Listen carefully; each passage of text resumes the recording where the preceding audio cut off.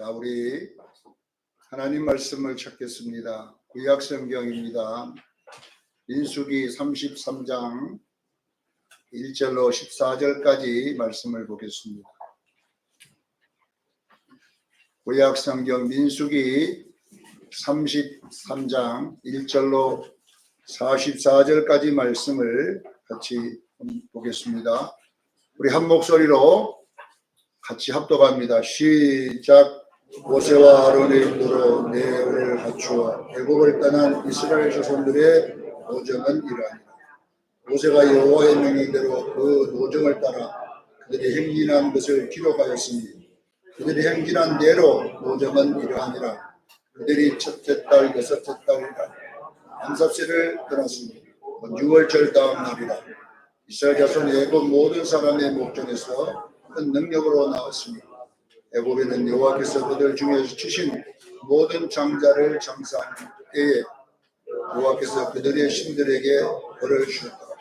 이스라엘 자손이 람세를 떠나 숫곳을 진을 치고 숫곳을 떠나 광야 끝 에담에 진치고 에담을 떠나 바알스보나 비앗히로 돌아가서 립돌 앞에 진치고 하하욕 앞을 떠나 광야를 바라보고 바다 가운데로 지나 에담 광야에서 사흘길을 가서 마라에 진치고 마라를 떠나 엘림을 이르니 엘림에는 샘물 10굴과 종려 70굴가 있었으나 거기에 진을 치고 엘림을 떠나 홍해가에 진을 치고 홍해가를 떠나 신광야에 진을 치고 신광야를 떠나 독가에 진을 치고 독가를 떠나 알루스에 진을 치고 알수를 떠나 르비딘에 진을 쳤는데 거기서 백성이 마실 물이 없었더라.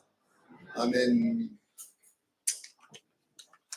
자, 오늘 말씀의 제목은 성도의 구원의 지도라라는 제목으로 은혜를 나누고자 합니다. 우리가 나무를 보면 나무를 이렇게 단면을 딱 잘라보면 나무에 이렇게 동그란 나이테들이 이렇게 동글동글하게 이렇게 그려져 있습니다. 왜 나이테라고 그랬느냐면 나무가 1년마다 자라는 그 한 칸이 뭐냐 그러면 나무의 나이라 그래서 나이테다 그랬다고 해요. 그러니까 나무의 나이가 이렇게 1년마다 동그랗게 이렇게 해서 나이테 숫자가 그 나무의 나이다 이렇게 해서 나이테라고 그랬는데 이 나이테를 잘라보면 그 나무의 역사를 알 수가 있다고 그래요. 나이테가 크면 그 나이테를 보면 나이테가 큰 부분도 있고 작은 부분도 있고 이렇게 한다고 그래요. 근데 나이테가 이렇게 넓게 돼 있으면 그 해에는 비가 많이 왔다, 수량이 많았다는 뜻이라는 거예요. 비가 많이 와서 나무 성장이 좀 많이 컸다. 근데 어떤 부분은 나이테가 좁아요. 좁은데 왜 좁냐 그러면 그 해에 비가 작게 와서 나무가 성장이 좀 적었다 이런 뜻이랍니다.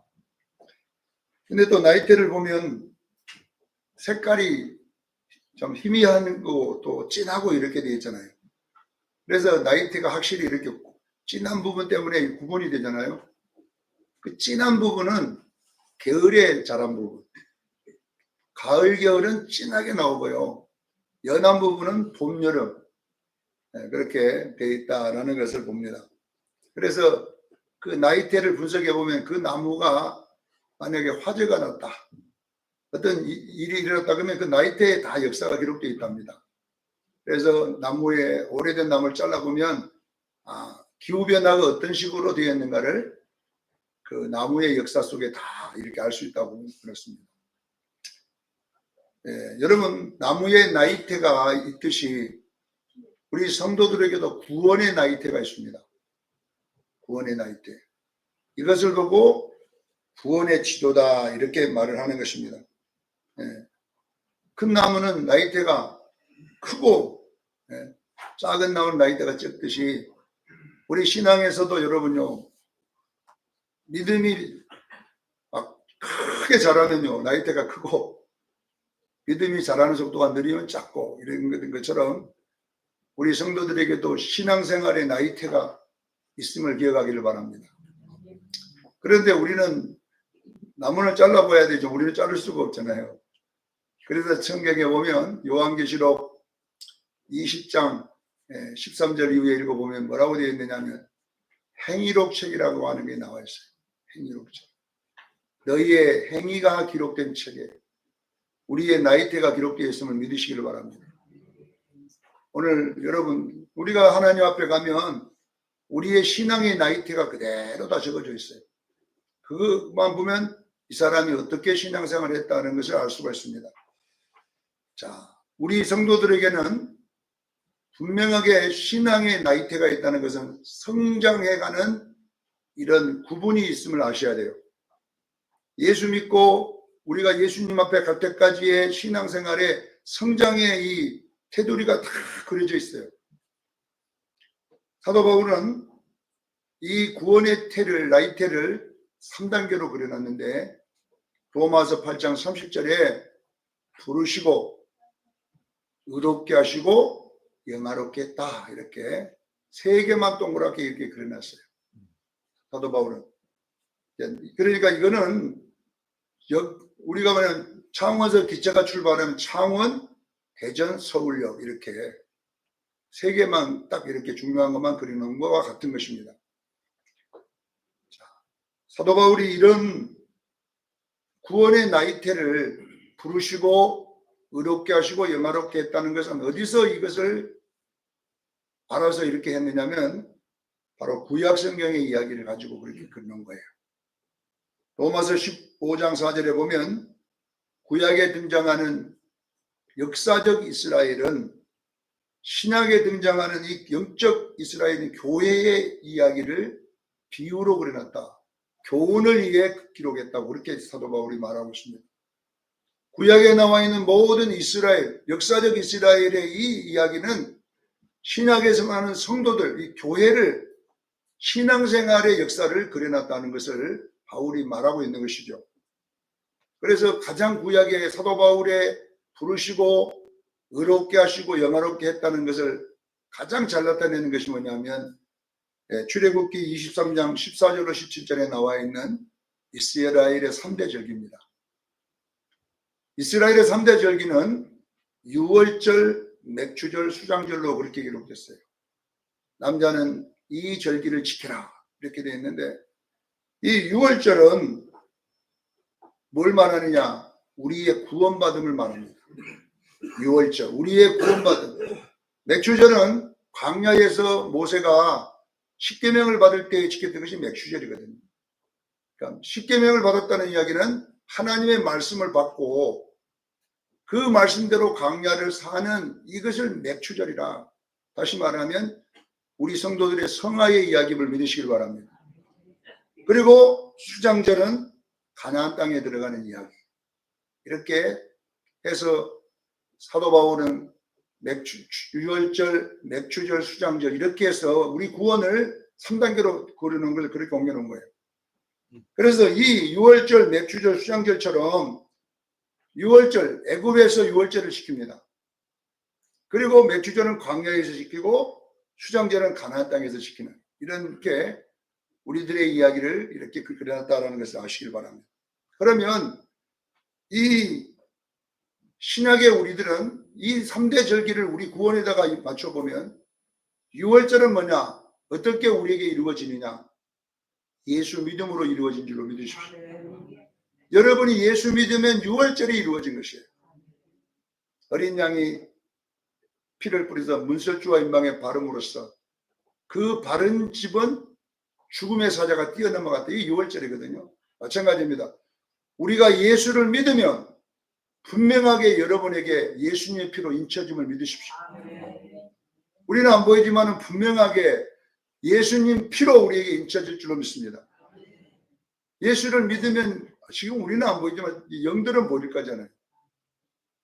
조승건 목사가 목사지만 만약에 예수님이 인쳐지지 않았다면 이마에 예수 믿는 사람은 아니에요. 신앙만 나왔을 뿐이지 목사 자격증만 땄을 뿐이지 그 목사로서 자격만 땄을 뿐이지 구원받은 성도는 아닙니다. 그래서 우리가 예수를 구주로 믿게 되면 문설주와 임방의 어린 양의 피가 인을 치듯이 우리가 예수를 믿게 되면 유월절이 여러분에게 이루어지는데 십자가에 흘리신 예수 때 보혈로 우리에게 성령이 인을 쳐줌을 믿으시길 바랍니다. 인을 쳐줍니다. 그러면 인친 우리가 이제 성도가 돼 하나님의 자녀가 되었으면 그 다음부터 가만히 있는 것이 아니라 이제 성숙해 가야 되는 것입니다. 그래서 유월절을 예수 믿음을 요한은 사도 요한은 어떻게 표현했냐면 요한복음 3장 3절과 5절에 물과 성령으로 거듭나라. 물과 성령으로 구원받으라 이렇게 하지 않고 물과 성령으로 거듭나야 하늘나라에 들어간다 이렇게 됐어요. 자, 이 거듭난다는 이야기는 다시 태어나다는 뜻이잖아요. 다시 말하면 우리가 예수를 믿게 되면 분명하게 예수 그리스도의 생명 그 씨가 여러분 속에 새 사람으로 들어온 줄로 믿으셔야 돼요. 근데 이 들어올 때 이것이 어린아이라는 거예요. 어린아이. 그러니까 어린아이로 오기 때문에 자라가는 과정이 필요한 거예요. 이것이 바로 신앙생활이요. 결론은 뭐냐면 성화임을 믿으시길 바랍니다. 예수를 믿게 되면 이제 신앙생활, 성화란 말은 말씀을 먹고 자라가는 40년 광야생활과 똑같은 거예요. 그러면 다 자랐으면 결론은 우리가 어디 들어가냐? 결론은 가나안 땅에 들어가듯이 우리는 어린 양의 혼인잔치에 들어갈 줄 믿습니다. 여기까지가 우리 구원의 이야기다라는 것을 설명하기 위해서 이렇게 부르시고 의롭게 하시고 영화롭게 했다라고 되어 있어요. 제가 이렇게 큰 지도를 그려준 것은 뭐냐면 오늘 이 본문에 나와 있는 이스라엘 백성들의 광야 출애굽에서 애굽에서 시작해서 가나안까지의 과정을 쭉 기록해 놓은 것이 오늘 본문에 나와 있는 민수기 33장의 내용입니다. 오늘 본문에 계속 반복되는 단어가 진치고 진치고 진치고 진치고 이렇게 계속 나와 있는데, 자 보세요. 오늘 본문에 보니까 33장 1절에도 보면 이스라엘의 노정은 이러니라. 노정 정확하게 노정이라고 그렇게 되었고 2절에도 여기 행진한 대로 노정은 이러하니라 이렇게 됐어요. 자, 1절 2절에 반복되는 노정은 이러하니라. 노정이란 말이 무슨 뜻이죠? 걸어간 길이라는 뜻이에요. 그들이 계속 걸어갔다. 애굽에 있지 않고 애굽을 나와서 계속 나그네 길처럼 이렇게 걸어갔다는 노정입니다. 자, 왜 노정이라고 기록했냐면은 예수 믿고 여기서 여러분 6월절 날 애굽에서 고센 땅에서 여기는 람셋이라고 나왔는데 이 람셋이 원래 뭐냐면 고센 땅을 옛날에는 고센이라고 했잖아요. 지금은 이제 람셋이라고 했지만 옛날 성경은 고센 땅 이렇게 됐잖아요. 같은 말입니다. 고센 땅이나 람셋이나 똑같은 말인데, 자 람셋이라는 이 고센 땅에서 떠나 결론은 뭐냐면은 노정으로 갔다라는 말은 이제 출발해서 어디로 가고 있는 거예요? 어디로? 가나안 땅까지. 그러면 보세요. 이건 무슨 이야기를 하냐면은 우리가 예수를 믿게 되면 이제 노정이 시작되는 거 있잖아요. 6월절은 예수 믿음을 기억하기를 바랍니다. 예수를 믿고 나면 다음부터 어디로 가야 돼 우리들. 그러니까 지금은 어디로 갈게요? 갈 데가 없잖아요. 이걸 뭘 말하냐? 영으로 우리가 해석해야 돼요. 우리가 예수 믿으면 내 속에 새 생명으로 탄생함을 믿으시기를 바랍니다. 그러면 이 탄생된 이 영혼이 자라간다는 뜻을 노정이라 그랬겠다. 조금씩 자라가야 될 줄로 믿습니다. 근데 자라가는 데다가 갑자기 어느 곳에 진치고 어느 곳에 진치고 이렇게 하는 것은 우리의 구원의 성숙의 정도를 이렇게 나이테를 하나씩 이렇게 그리는 이 진리는 나이테와 같은 거예요. 조금 크고 조금 자라고 이렇게 나이테가 돼야 되는데 오늘 그 나이테를 살펴보는데, 자, 첫 번째 보면 3절에 보세요. 첫째 달 15째 날, 이 15째 날은 이 15일이거든요. 15일. 15일은 6월절입니다. 네, 15일. 6월절에 나를 람세스를 떠났다. 유월절 날 람세스를 가만히 있었어요? 떠났어요? 떠났다. 떠났다는 이야기는 이제 노정을 걸었다는 이야기잖아요. 자, 우리가 예수 믿으면 이제 유월절이 이루어진 거예요. 람세스에서. 그러면 람세스에 가만히 있어야 됩니까? 떠나야 됩니까? 떠나야 되잖아요. 자, 우리가 예수를 믿게 되면 어린아이가 이제 뱃속에서 딱 응애하고 나온 것과 똑같은 거예요. 예수를 믿게 되면 어린아이가 뱃속에 나오면 가장 먼저 뭐랄까요? 젖꼭지를 빨리 이게 떠났다는 뜻이에요. 지금까지는 어머니 뱃속에서 태초를 통해서 영양이 공급되었지만 이제 나오면 자기가 이제 먹기 시작해야 돼요.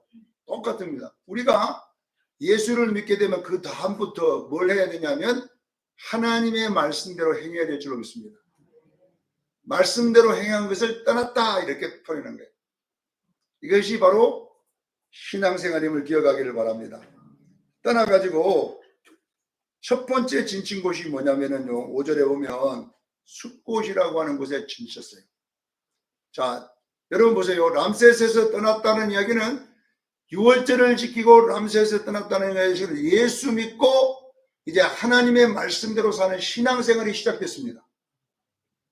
신앙생활의 첫 번째 진친 곳이 뭐냐면 나이테가 뭐냐면 숫곳이라고 하는 곳입니다. 자, 숫곳은 뜻이 뭐냐면은 그릇에 담아다가 뚜껑을 딱 닫았다는 뜻이에요. 숫곳이란 말이에요. 그릇에다가 담아갖고 뭘 닫았다고요? 뚜껑을 닫았다. 그럼 무슨 말이냐면 우리가 예수를 믿게 되면 첫 번째 어떤 일이 일어나냐면요. 예수 안에 있게 됩니다. 예수 안에 있다는 말을 로마서 8장 1절 2절에 그러므로 이제 그리스도 안에 있는 자들에게는 결코 정죄함이 없나니. 우리가 예수 믿으면 여러분에게 정죄할 자가 없음을 믿으셔야 돼요. 이제 예수님의 그릇 안에 딱 담아놓고 뚜껑을 팍 닫았다는 이야기는 우리의 구원의 안전성을 설명하고 있음을 기억하기를 바랍니다. 그래서 숫곳이란 말은 뜻이 그래요. 그릇에 넣고 뚜껑을 닫았다. 여러분 예수 믿습니까? 그러면 예수 안에 있음을 믿으십시오. 이것을 여러분들이 알고 있어야 되는 거예요. 이것을 보고 하나님의 자녀가 되었다는 뜻입니다. 우리는 이제 하나님의 호적에 올라갔음을 믿으셔야 돼요. 예수님의 딱 안에 있다는 말은 이제 예수님의 자녀가 된 거예요. 하나님의 자녀가 되었음을 기억하기를 바랍니다. 영접하는 자고 그 이름을 믿는 자에게는 하나님의 자녀가 되는 권세를 주었다. 요한복음 1장 12절에 정확하게 나와 있잖아요. 예수 영접하면 뭐이 된다고요? 하나님의 자녀가 되는 권세를 얻다. 예수 안에 있다. 이것이 여러분의 신앙의 행로에 있기를 주의 이름으로 축원합니다. 자, 세 번째 6절로 8절에 보면 홍해 앞에 도달했는데 이 홍해 앞에 있는 이 비앗이로 맞은편 믹돌 사이에 진을 쳤다. 이렇게 세 번째 이제 진친 곳이 나오잖아요. 자, 이 믹돌 사이인 비앗히롯이라고 하는 곳은 이제 우리가 성지순례를 가본다든지 가보면 어떻게 되어 있냐 그러면 양 옆에는 절벽으로 되어 있어요. 앞에는 홍해가 막고 있어요. 뒤에만 들어가는 통로가 하나 있어요. 앞에는 홍해, 양옆에는 절벽인데 그 안에 하나님이 인도해서 거기다가 진을 치라고 그랬어요. 요한계시록 14장 3절에 보니까 이 진치인 것을 알고 바로가 뭐라고 이야기하냐면 저들이 나에게서 떠나갔지만 이제 강야에 갇힌 바 되었다. 그래서 추적을 해오거든요. 그러면 그 지리적으로 그거 어디냐면은 그거 들어가면 다 죽는데요. 그 지역이 어떻게 됐냐면요. 우리가 죽은 사람을 장례칠 때에 관에다가 넣잖아요. 딱 간처럼 생겼어요. 죽은 사람들이 들어가는 간이에요. 거기가. 그러니까 바로가 아니 날 피해 갔지만 우리 신이 거기다가 다 집어넣구나.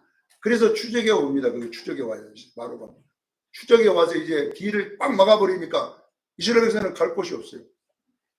자, 그러면 이 셋째 벌에 있는 진친 곳이 상징하는 게 뭐냐면 우리 성은 세례를 상징합니다. 할렐루야. 세례라고 하는 것은요, 우리가 죽음을 상징하는 거예요. 그래서 어떤 교회는 미국의 어느 교회는 세례를 베풀 때에 물에다가 넣는 게 아니라 간에다가 다 넣어. 간에다가 넣고 뚜껑을 확 닫았다가 다시 부활하는 장면으로 사람은 이렇게 해야 합니다. 세례가 똑같아요. 물속에 집어넣었다가 죽었다.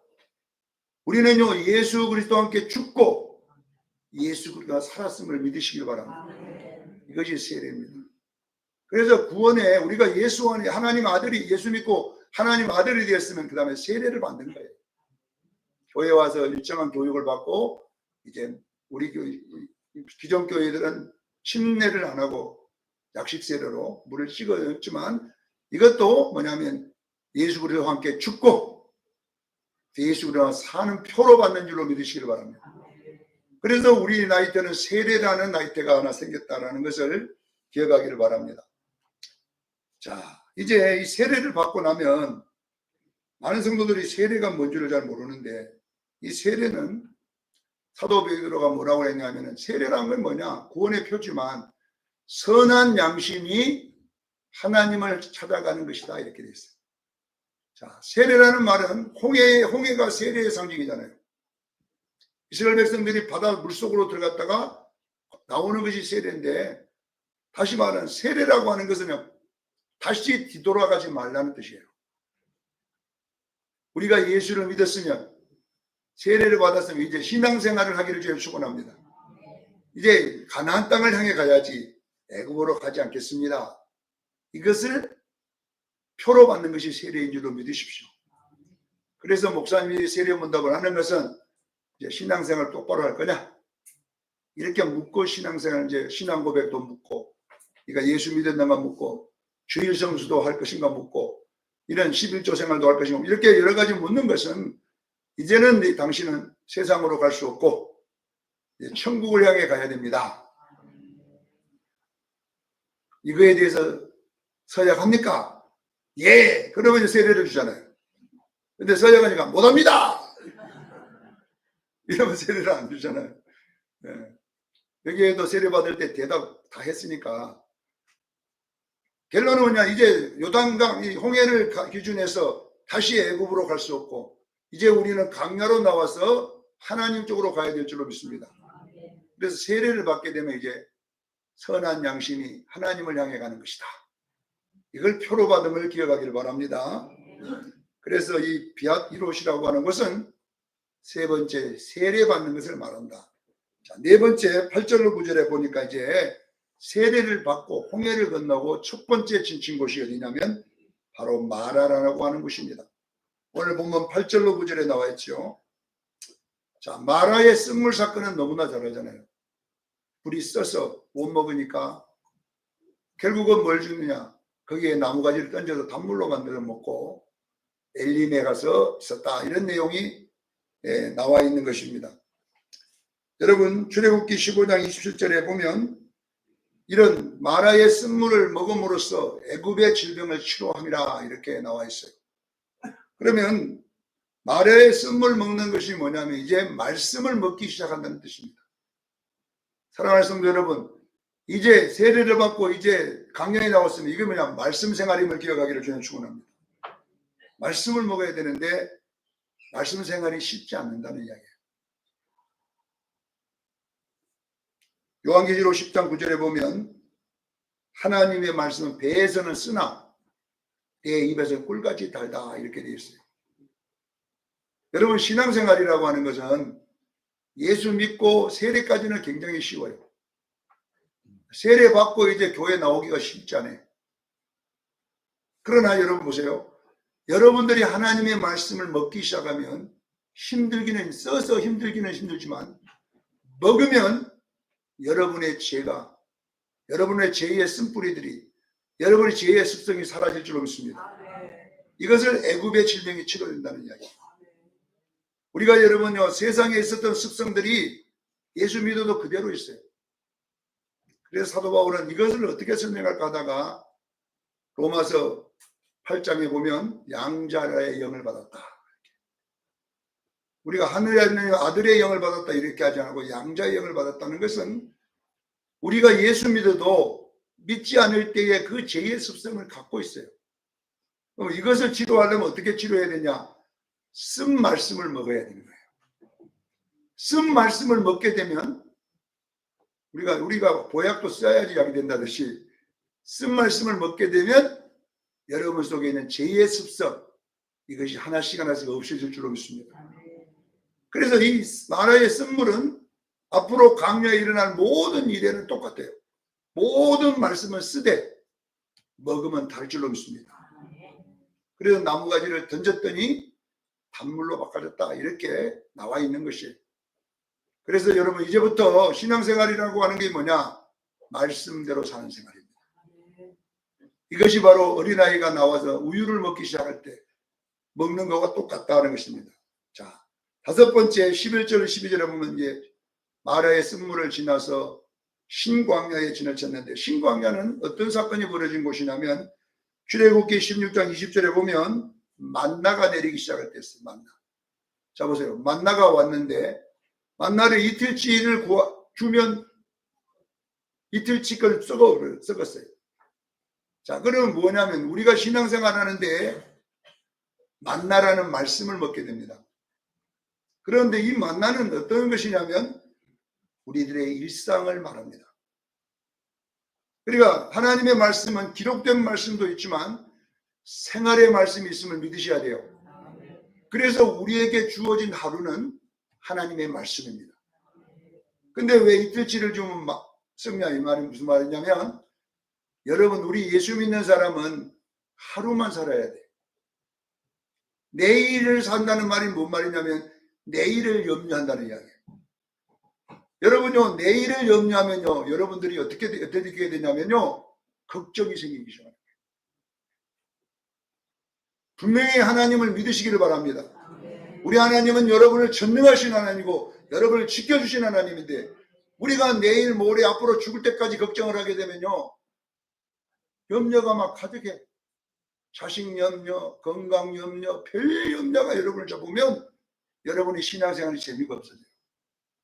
그래서 냄새가 나기 시작하는 거예요.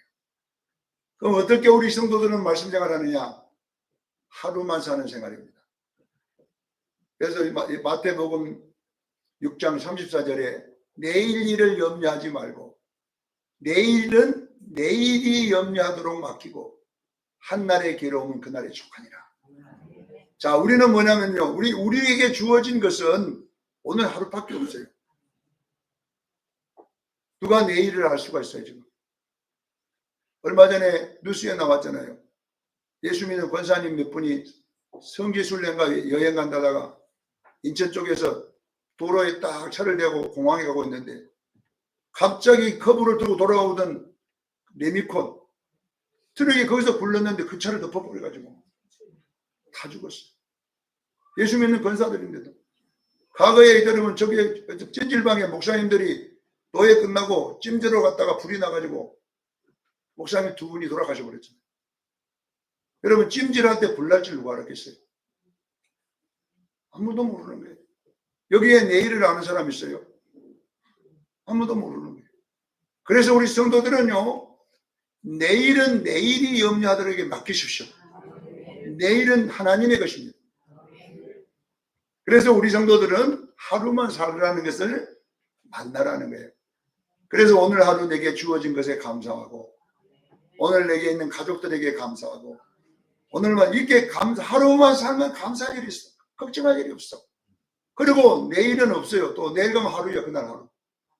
이것이 뭐냐면 말씀 생활임을 믿으시길 바랍니다. 그래서 만나는 뭐냐? 어떻게 우리가 말씀대로 살게 되냐? 하루 것만 주우라, 이 말이에요. 많이 주은 자도 부족함이 없고 작게 주은 자도 부족함이 없더라. 이것이 뭐냐면 성도의 삶임을 기억하기를 바랍니다.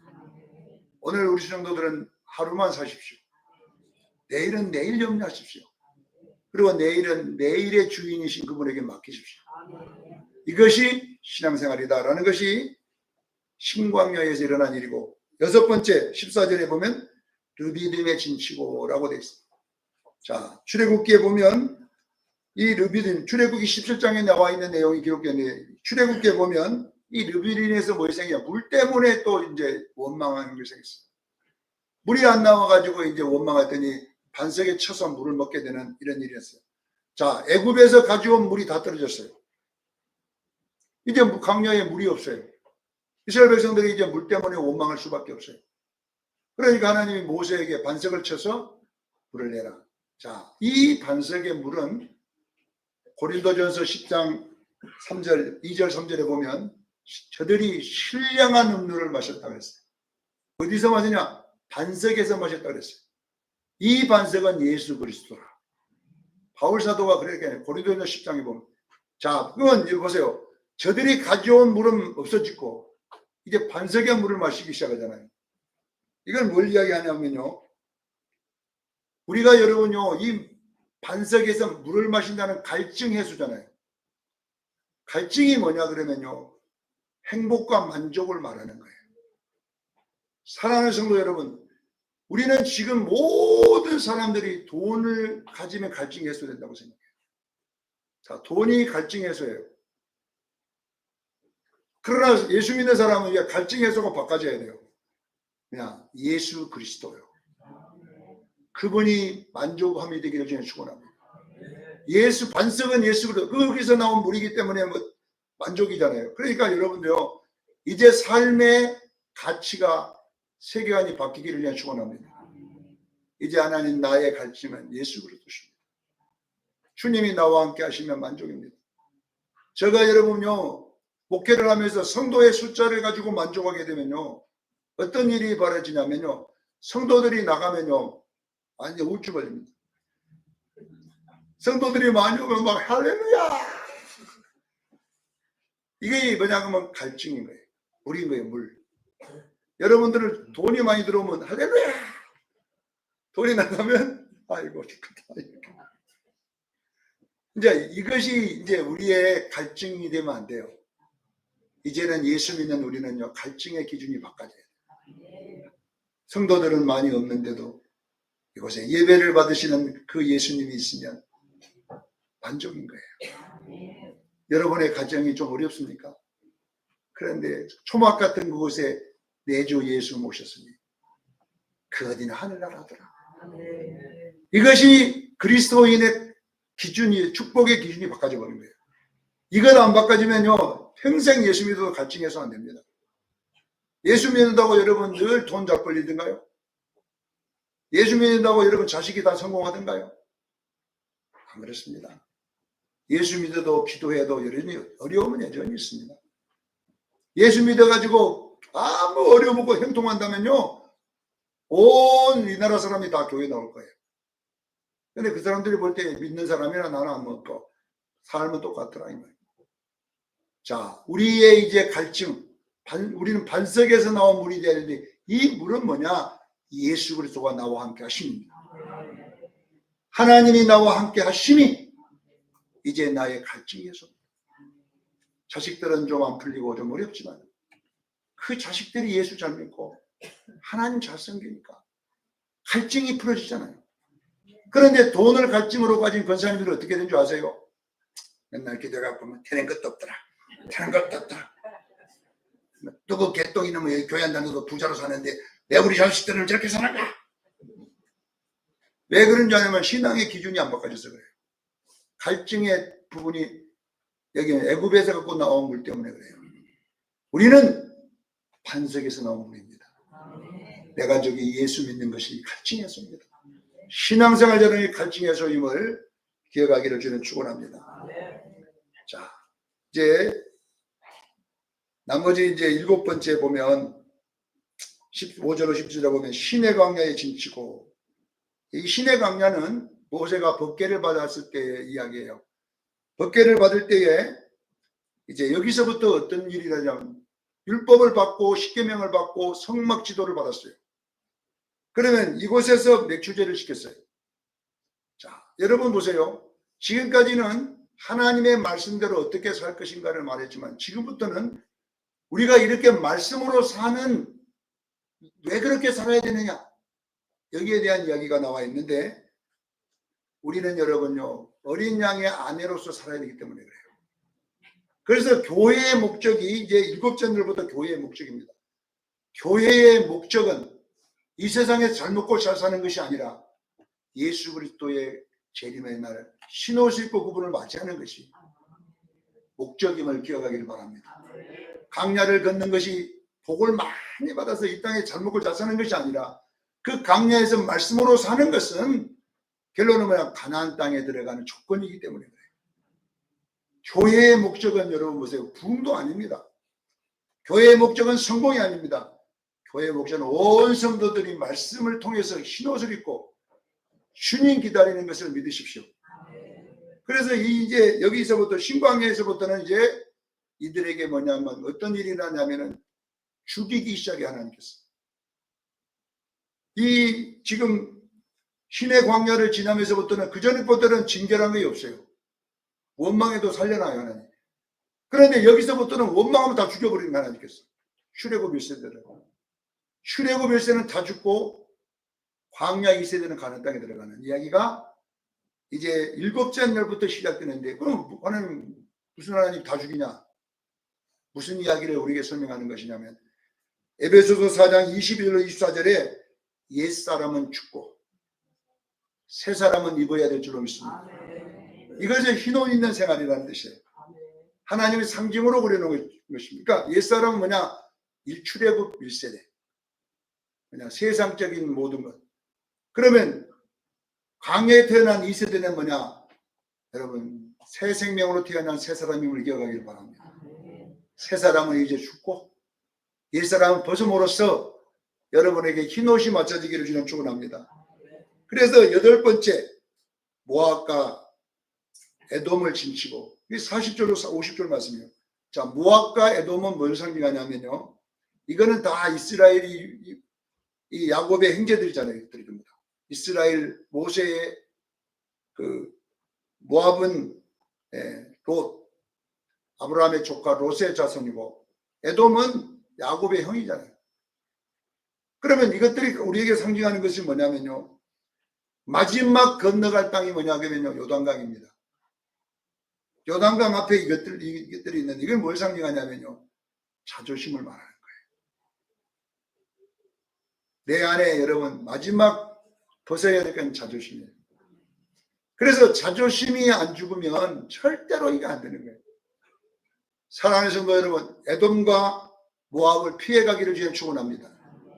그러니까 여러분 속에는 다 자존심이 있어요. 왜 교회가 싸우고 왜 목사가 싸우고 이렇게 할까요? 다 자존심 싸움이거든요.